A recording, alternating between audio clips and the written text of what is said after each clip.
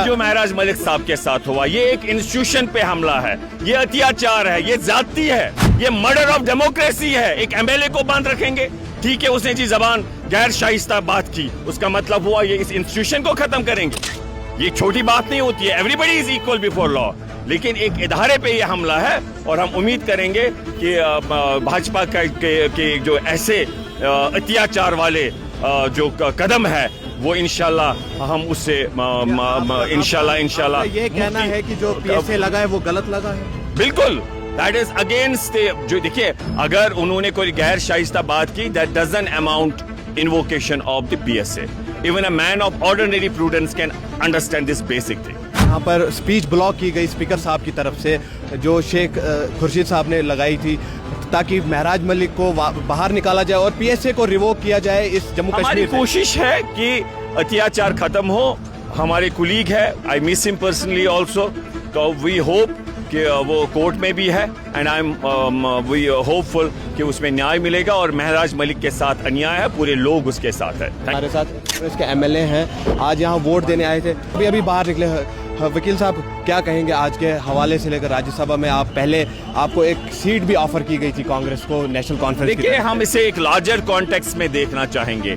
ये लड़ाई है एक और जो लोग रूल ऑफ लॉ, कॉन्स्टिट्यूशन को मानने वाले, इस मुल्क की आज़ादी को जिन्होंने लड़ा है, और दूसरी ओर वो जो सच्चाई वाली राजनीति पे मानने वाले लोग हैं, और दूसरी ओर से झूठ की राजनीति, भाई को भाई से लड़ाने वाली राजनीति, अत्याचार की राजनीति, जुल्म की राजनीति, वो हुआ बीजेपी, वो हुआ आरएसएस।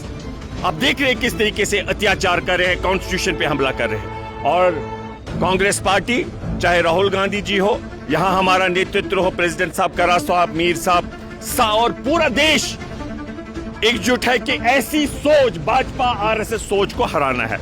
और उसी को मद्देनजर रखते हुए आज हमारी कोशिश रही कि हम बीजेपी को यहाँ हराए, और हम होपफुल है कि चारों सीटें जो इंडिया अलायंस है नेशनल कॉन्फ्रेंस को मिलेगी, और हम उम्मीद करते हैं कि बीजेपी को बिग जीरो मिलेगा। Thank you. इमरान साहब, अभी हाल ही में आप सुप्रीम कोर्ट में भी गए थे स्टेटहुड को लेकर, क्या लगता है आपको स्टेटहुड को लेकर आप इतनी लड़ाई लड़ रहे हैं, क्या वो वापस आएगा? हमारे जो संविधान के धारे में जितने भी हमारे अधिकार है, हम उनके लिए लड़ेंगे, विच ऑल्सो इंक्लूड्स के स्टेटहुड, हमारी जमीनों की प्रोटेक्शन, हमारे नौकरी की protection, and that is permissible under constitution of India, that is the federalism. So we will fight, लेकिन हम बहुत मुश्किलात में है। वोट चोरी का सामना करना है, झूठ का सामना करना है, अत्याचार का सामना करना है, कम्युनलिज्म का सामना करना, भाई सो भाई को लड़ाने वाली राजनीति का सामना करना है। लेकिन पूरा देश जुड़ चुका है और आज पूरा देश कह रहा है वोट चोर गद्दी छोड़,